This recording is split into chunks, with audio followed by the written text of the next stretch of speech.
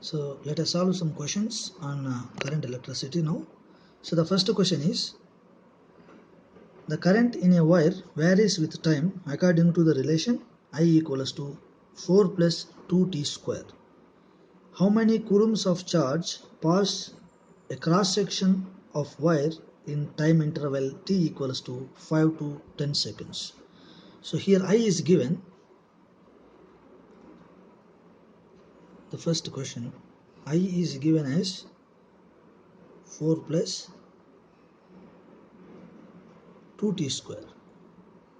If I is this, then we need to find how many coulombs of charge pass a cross section of wire in time interval 5 to 10 seconds. So we know I equals to dq by dt. I equals to dq by dt. That implies dq is I dt. Then dq equals to I is 4 plus 2t square into dt. So that implies q equals to, now we need to find total charge that pass a cross section of wire in time interval t equals to 5 to 10 seconds. So let us integrate this from 5 to 10, 4 plus 2t square dt. So that equals to 603 coulomb. 603 coulomb is the answer. So the next question is, the current density at a point is J equals to 2 into 10 power 4 ampere per meter square J. Find rate of charge flow through a cross-sectional area S such that S equals to 2I plus 3J. So in this question, J is given. J equals to 2 into 10 power 4 ampere per meter square, and this is along Z direction. J is the unit vector here. And now area is given as 2I plus 3J centimeter square. So it means into 10 power minus 4 meters square. Then we need to find rate of charge flow through a cross-sectional area, that is current. So now current equals to J dot A. So once you take J dot A and J is this and that is that, your answer will be, or you can write 2 into 10 power 4 J dot 2I plus 3J into 10 power minus 4. So this will be, because J dot I will be 0 and J dot J is 1, so that is 2 into 3 into 10 power plus 4 and 10 power minus 4. So it is 6 ampere. Now look at next one. If you change length of the conductor without altering its volume, without changing its volume by fixing its volume, then what is the resistance? What happens to the resistance of the wire?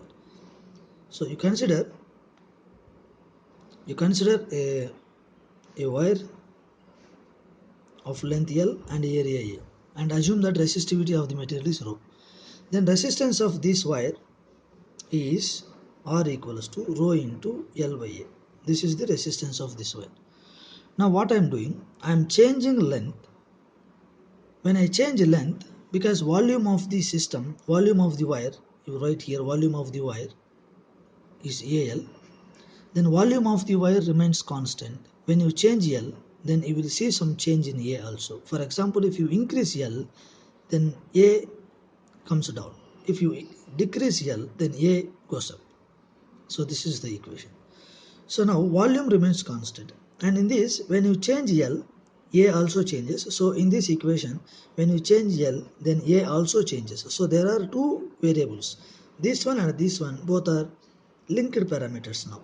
So now we want to guess if you change length, what happens to the resistance of the resistor? So now let us change resistance of the resistor equals to rho L A. Now I am multiplying this equation by L by A, L by L. So I get L by L means here L into L will be L square, and here A into L, that is your volume. Then rho by volume times L square.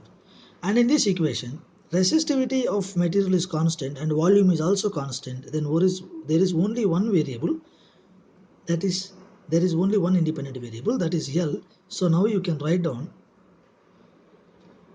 this implies R is proportional to L square. So it means when you double the length, then your resistance becomes 4 times.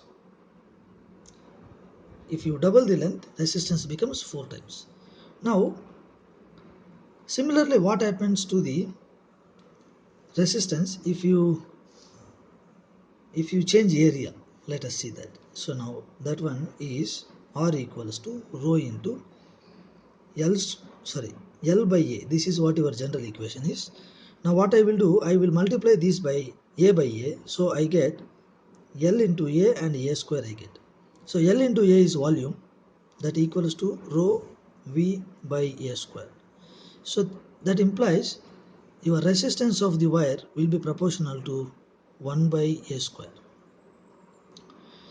If the wire is in the form of a cylinder, then your area will be pi r square. Then your R becomes now 1 by R power 4, because area is pi r square. Because area is pi r square. If A is pi r square, then A square becomes pi square R power 4. Then pi again constant. So resistance will be proportional to 1 by R power 4, where R is radius of the cylindrical wire. Look at next question.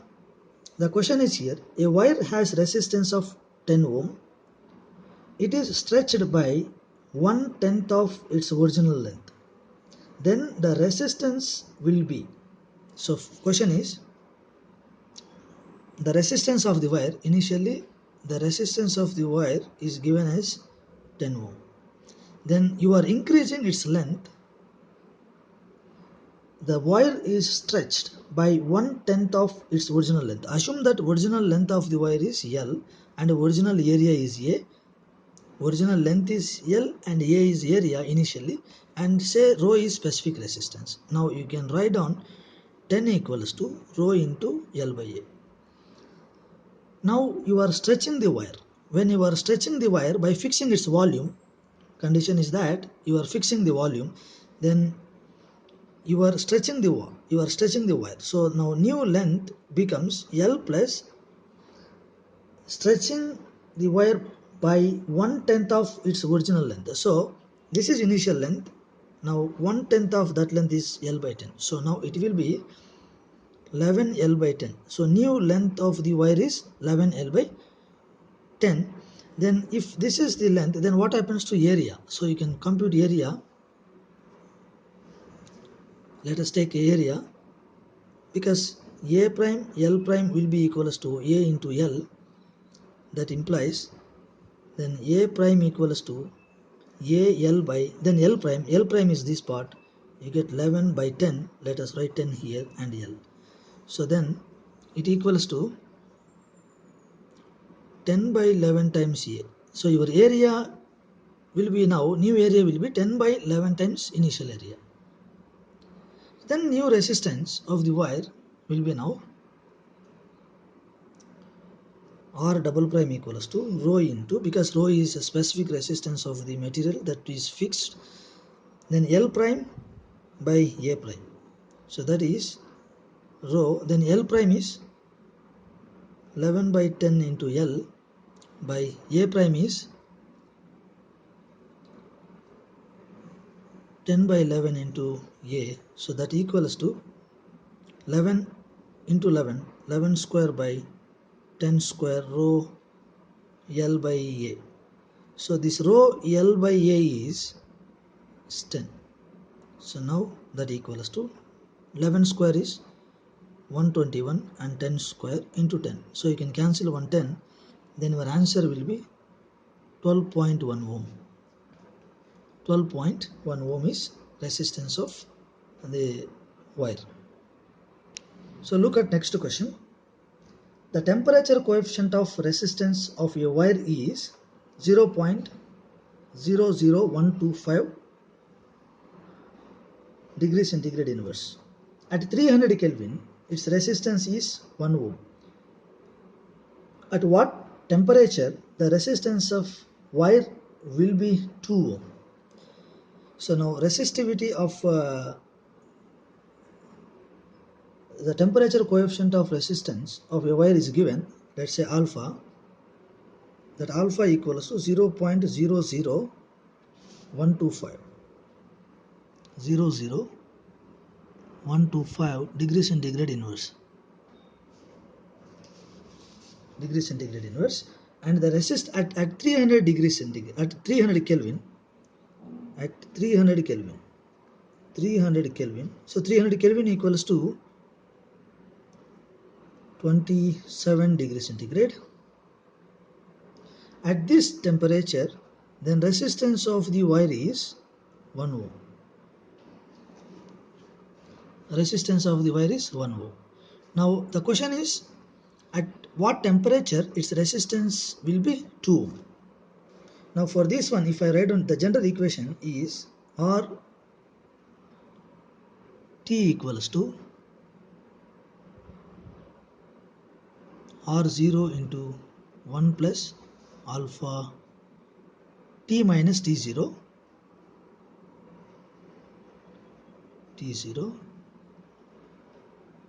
this is the equation. Now for this case, R27, that is R27 is 1 ohm, write down here 1 ohm equals to R0 into 1 plus alpha value is known, that is 0.00125 into, let us take T is 27 and T0 is, let us take 0 degrees, so you get 27. Now at what temperature its resistance becomes 2 ohm? So assume that at temperature T its resistance will be 2 ohm, then 2 ohm equals to R0 1 plus 0.00125. Now T is T and 0 is 0 degree centigrade. Reference is 0 degree centigrade. So you take 1 by 2. So you get 1 by 2 equals to 1 plus 0.00125 into 27 by 1 plus 0.00125 into T. So once you solve this equation, your T becomes 854 degree centigrade. So in terms of kelvins, if you write, let us add 273, it is 1127 Kelvin. So next question is, a bulb has voltage rating of 220 volt and a power rating of 40 watt. How can this bulb be made to glow with normal brightness if a voltage source of EMF 330 volt is available? Now you take a bulb here.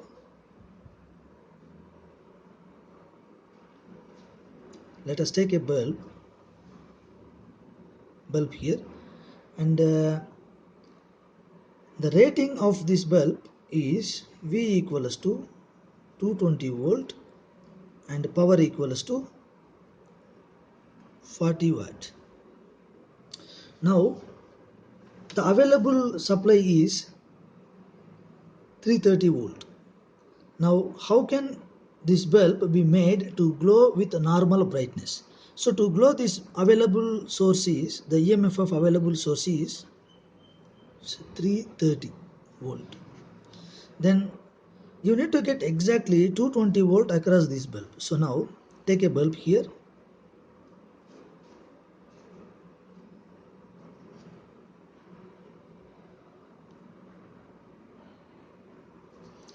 So take this bulb This is the bulb, and you have got available source. Let us say source is 330 volt. Now it is rated, it is rated, the rating voltage of this bulb is 220. So you have to get 220 volt across this bulb to get the given condition. So to get that, because available is 330, so you need to get only 220 across this one. So to get 220 across this one, then you must connect one more element here, which which uh, which can which can reduce the voltage across this bulb. So let us connect a battery, let us connect a resistor here. Say resistance of this resistor is, let us say, yes. Now when you connect resistance of the resistor in series with the bulb, then assume that the voltage across the source, voltage across this source is 330, and voltage across this resistor is, let us say, 110. Then voltage across your bulb will be 220. Then you will get a given condition. So you need to get what resistance you have to connect in series with this bulb. Let us find out that. So first let us find out what is the resistance of this bulb. Then resistance of the bulb is, we know that power equals to V square by R. This is the equation. From here you can write resistance equals to V square by power. Then voltage is 220. That is the voltage rating of this bulb. 220 whole square by power is 40 watt. Then your resistance of the wire is, if you do this, you get 1210 ohm. So this is the resistance of the bulb. Resistance of the bulb. Now you are connecting an extra resistance S. So the net resistance of the circuit will be, let us take R prime, will be 1210 plus S. This is the net resistance of the wire. Then what will be current going through the circuit? Let us find current going through the circuit will be now. Net voltage is 330 by the net resistance is 12 1210 plus S. So this is the current going in the circuit. This is the current going in the circuit. When there is a current going in the circuit, then let us calculate, let us look at voltage across the bulb. Then voltage across bulb must be, then voltage across the bulb must be equals to 220. Then voltage across the bulb must be 220. That will be equals to R times I. So I is current going in this. Then R is resistance of the bulb, that is this one. Then R times I will be should be 220. So R is 1210 times current is this part 330 by 1210 plus S. So when you solve this equation, your S becomes 605. So it means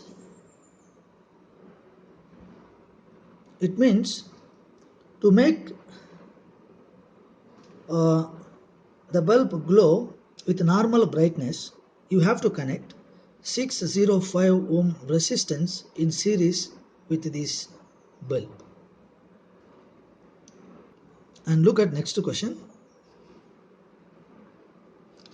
The next question, if two bulbs of 25 and 30 watt, each rated at 220 volt, are connected in series with a 440 volt supply, which bulb will fuse? So now there are two bulbs, one bulb, this is one more bulb, and these two are connected in series. These two are connected in series with a 440 volt supply. The supply is 440 volt. Let's say the supply. So the two bulbs, these are the two bulbs, and first one is rated 25 watt 220 volt, and this one is 30 watt 220 volt. Let us compute what is the current that is going in this circuit now first. So that current will be equals to, the current going in the circuit will be equals to total EMF, that is 440 by net resistance. There is one resistance here and there is one more resistance. Let us say R1 is resistance due to this first bulb and R2 is the resistance due to second bulb. Let us find out what is R1 and R2. So these are the data given. Then we know that P equals to V square by R. So if P equals to V square by R, that implies R equals to V square by P. So now resistance of first bulb, let us say R1 equals to V square by P, then V is 220 for both, then it is 220 whole square by power is 25 for first bulb. Now this is the resistance. So this, when you compute this, you get 1936 ohm. Similarly, you will calculate resistance of the second bulb, that is 220 square by 30 wattage, so that is 1613 ohm. Now net resistance will be, net resistance R1 plus R2 will be, now let us compute I is 440 by R1 plus R2, R1 is this and R2 is that. So when you add these two, you get 3549. So the current will be, current going through this line will be 0.12 ampere. This is what current going through this one. Now the question is, if this is the current going through this wire, if this is the current going through this circuit, then which bulb will fuse? Now let us see what is the maximum current that can flow through the what is the maximum current that can go through the first bulb, and what is the maximum current that can go through this one. Let us see these two. So the maximum current that can go through first one, so look at maximum current that can go through the first bulb. So now maximum current that can go, so now power is given as this much and voltage is this much, so you can use this equation P equals to VI, that implies I equals to P by V. So now maximum current that can go through the first bulb, let us take I1, that is P by V. P is 25 by V is 220, so that will be equals to 0.11 ampere. Similarly, you can find current, maximum current that can go through the second bulb, that is P by V once again, so that is 30 by 220, so that is 0.13 ampere. So it means the maximum current that can go through this bulb is 0.11. The maximum current that can go through second bulb is 0.13. But when you connect these two in series with a source of 440 volt, then current going in the circuit is 0.12. See, 0.12 is greater than 0.11. So it means bulb 1 will fuse. So because it can, the maximum current that can go through this bulb is only 0.11, but when you do this connection, this is current going, so this cannot tolerate, so this bulb will fuse. And you can also answer the same question by computing, because we know I, that I is,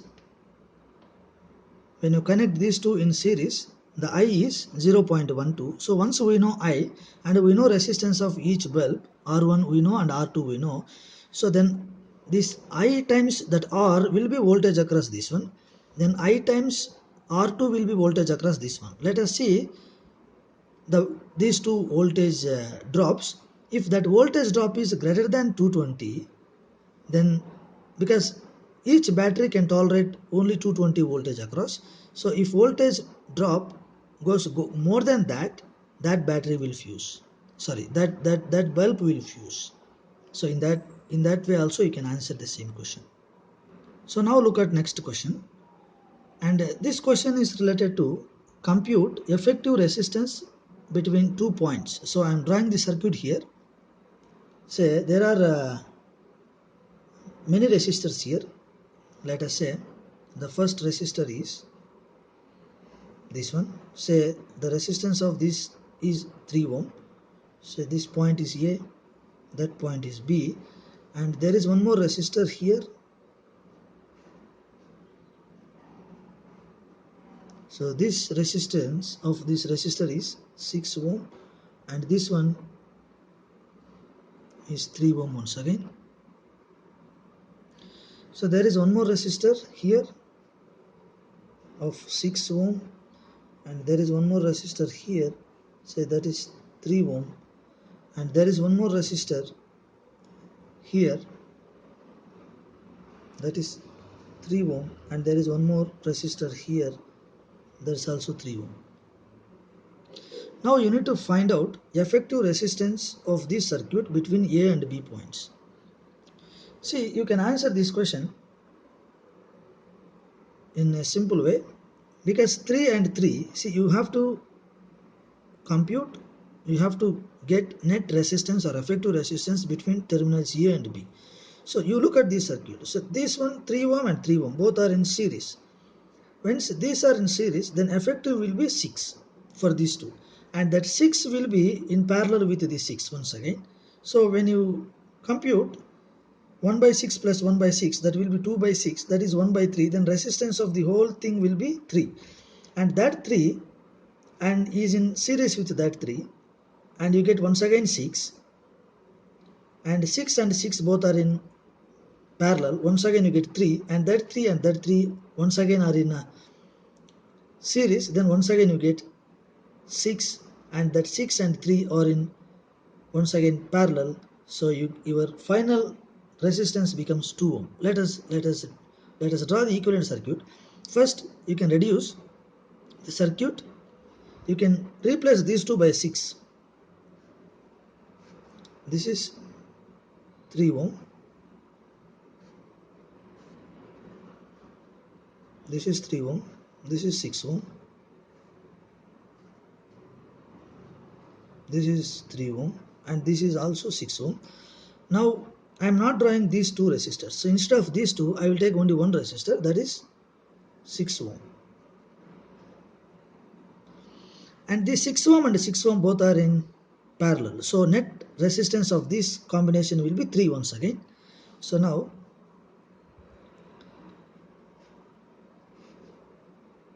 3 ohm,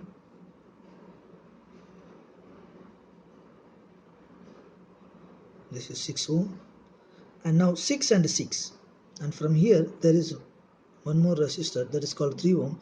Now 6 and 6 I am replacing by 3, and this 3 ohm and that 3 ohm both are in series once again, so this implies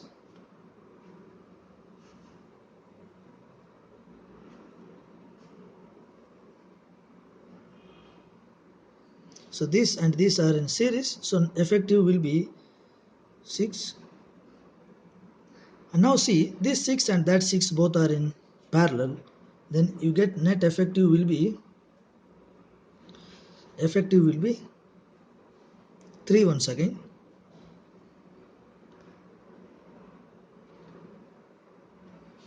So now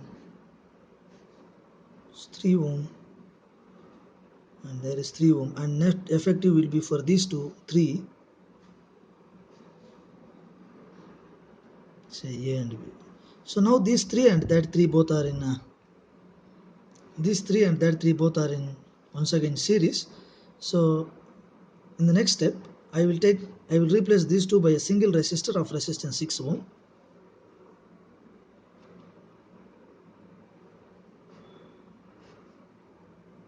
three ohm, and that is 6 ohm. So A and B. Now these two are in parallel, then net will be 1 by r equals to 1 by 6 plus 1 by 3, that is 3 by 6, that is 1 by 2, that implies r equals to 2 ohm. So everything you can replace by a single resistor of 2 ohm. So this is how we can find out equivalent resistance of uh, circuit. Let us take next question. So in this circuit there are 5 resistors. So let us say one resistor, resistance of that resistor is R, and resistance of this one is R, and this one is also R, this one is also R, and one more resistor is connected like this. Let us say that is also R. Now I need to compute effective resistance of this circuit between A and B. So across these two terminals we need to find net resistance. So now we know R and R both are in series. So then you can replace these two by a single resistor of resistance 2R. So now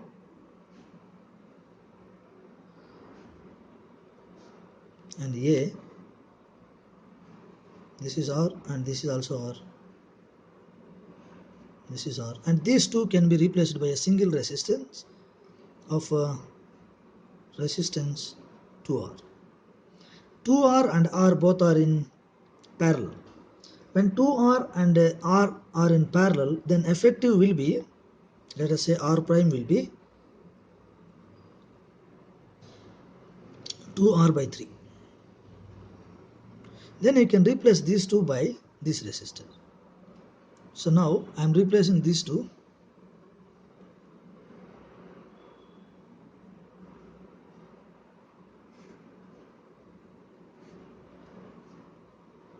R and this is R. So now you can replace these two by a single resistor of resistance 2R by 3, then 2R by 3. Now this R and 2R by 3 both are in series. So when R and 2R by 3 are both are in series, then we get net resistance will be R plus 2R by 3, that is 5R by 3. So you get R double prime equals to 5R by 3. 5R by 3. Then you can replace these two by this resistor of resistance 5R by 3. So now let us replace that.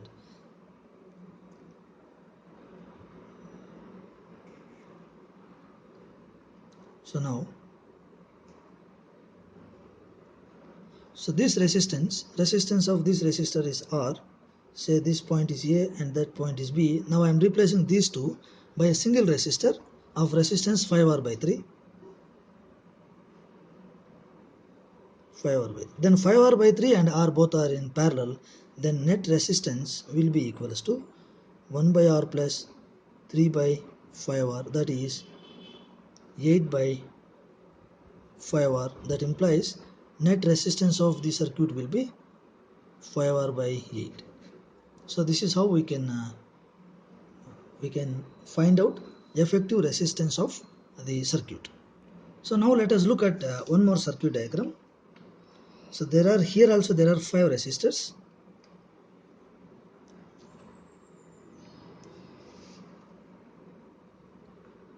This is point A.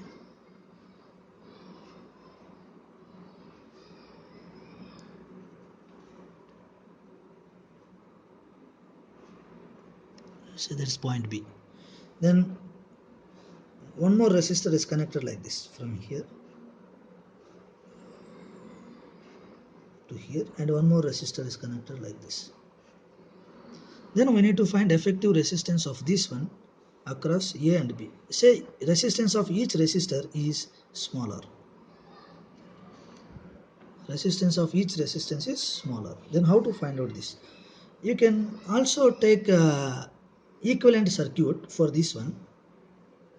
If you draw equivalent circuit of this resistor, see, consider this is resistor 1, that is resistor 2, and this can be resistor 3, and that can be resistor 4, and this can be resistor 5. look at all these connections. Let us try to redraw the circuit diagram. So if you redraw the circuit diagram, then A is connected to 1 and 2. A is, let us take point A here. Let us take point A here. And A is connected to 1 resistor and 2 resistor. Let us say this is 2 resistor, this is 1 resistor. And point B is connected to 3 and 4 resistors. So let us take point B here and 3 and 4. Let us say 3 resistor and let us say 4 resistor. And look at A is connected to 2 and 1, A is connected to 2 and 1, B is connected to 3 and 4, and C, second end of 3 is connected to second end of 2. So this is second end of 2 and that is second end of 3. So second end of the 2 is connected to second end of the 3. Similarly, second end of first resistor is connected to second end of 4 also. So these two connected. And see, there is a common connection between 1 and 4, and that is going to 5 resistor, and there is a common connection from 2 and 3 that is going to 5 connection once again, 5 ohm resistor. So now let us connect one more resistor like this. This is 5 resistor. So this is how you can draw the equivalent circuit. Once you draw the equivalent circuit, now this looks like a Wheatstone bridge. As I said, resistance of this one is R, that one is also R, that one is also R, this one is R, this one is R.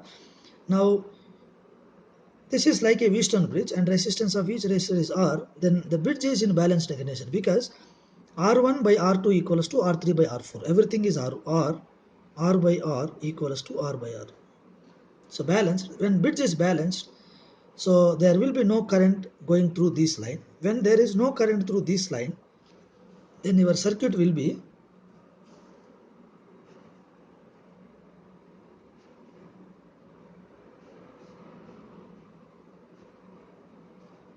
so now this will be your A, this will be your B. Because no current is going through this one, you can eliminate this line.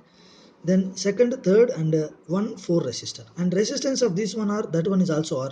Then both are in series, so you can replace these two by 2R resistance, 2R resistor, a single resistor of 2R, and similarly you can replace these two by a single resistor of resistance 2R.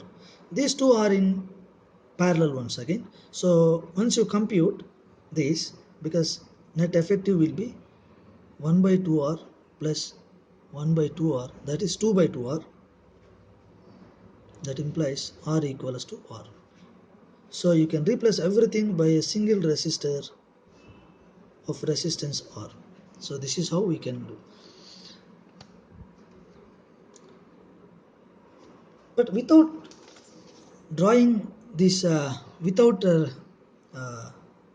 redrawing the circuit diagram, you can try to answer the same question in different way. Let us do that. I am taking the same question once again. Without taking this, without modifying the circuit diagram, without redrawing the circuit diagram, let us try to answer. So now the question is, there is one resistor here, and there is one resistor here, there is one more resistor here. Say this point is A,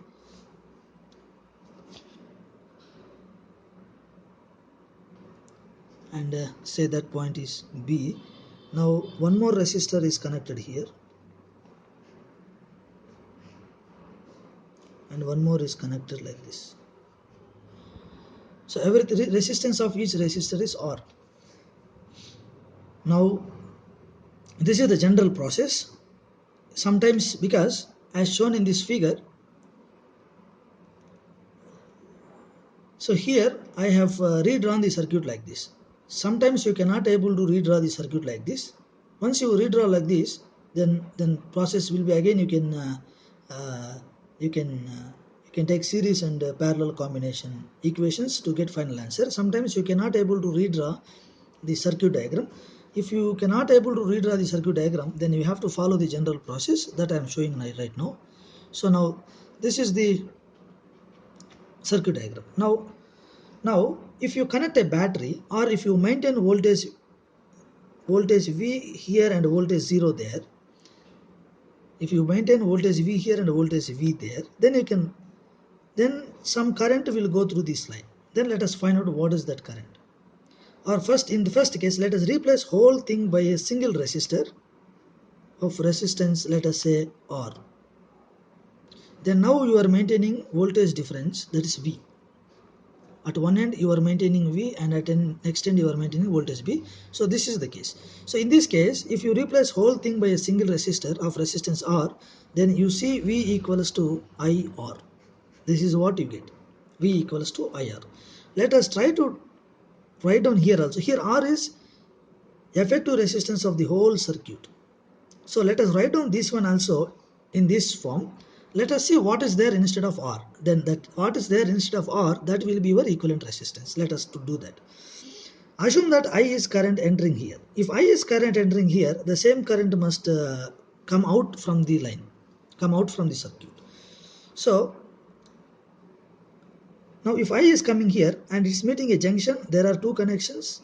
If there are two connections, then definitely a part of current will go here and a part of current will go there. So let us take a part that is going here is I1.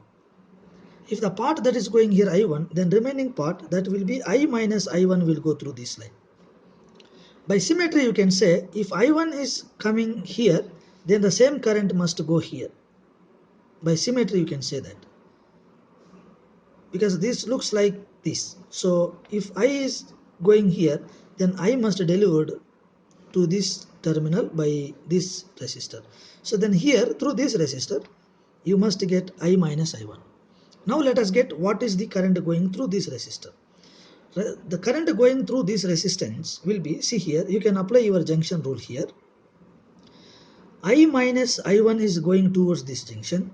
Then out of this I is going away. Then what must be current here? So let us say X is current going through this. Then if you apply junction rule here, all the currents that are going towards the junction is I minus I1. That is current going towards the junction, that must be equals to current that is going away from the junction. Current that is going away from the junction is I1 plus something, that will be, so now that X will be equals to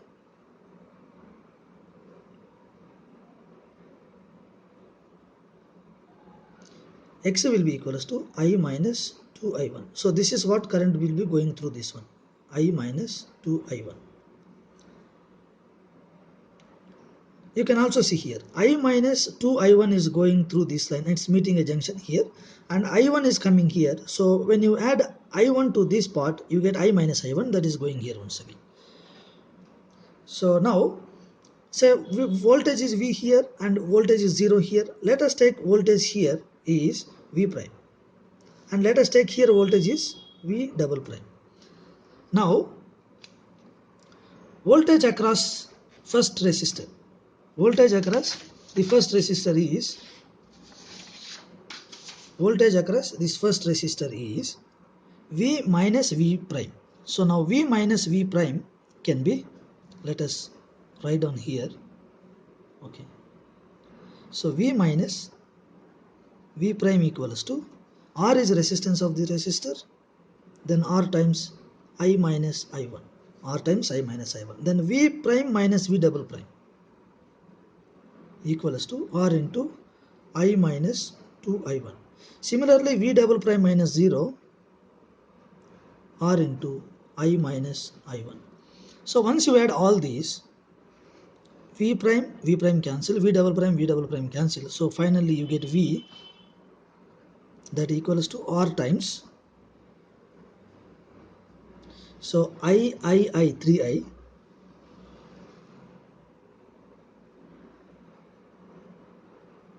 minus I minus 2I minus I minus 4I we get. Our aim is to write down V equals to I times something. So now, but I1 is there, let us eliminate I1. How can we eliminate I1 here? Let us take one loop here. You can take this loop. You can take this loop. See, I am going from in this way.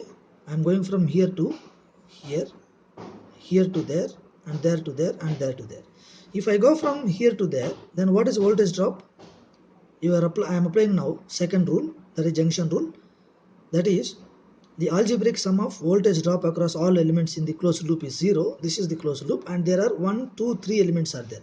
Voltage across this one is R times R times I1, voltage across this one, and there is no voltage drop here because this is connecting wire.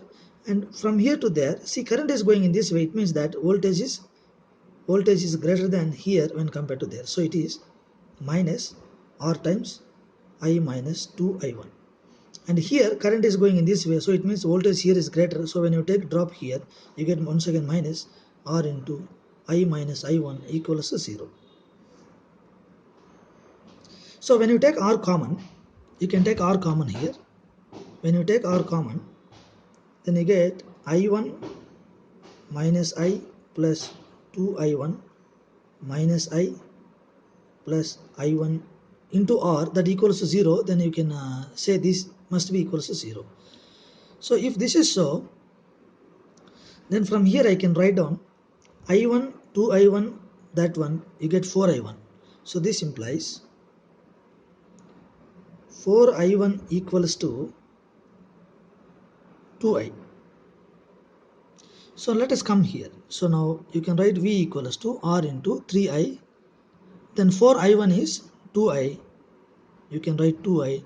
So this implies V equals to Ri. So now what is there instead of R? Small r is there. Then you can compare this equation with that. V is V, I is I, then R is smaller. Then effective resistance of this circuit between A and B terminal is smaller. So this is how we can solve by taking a general process.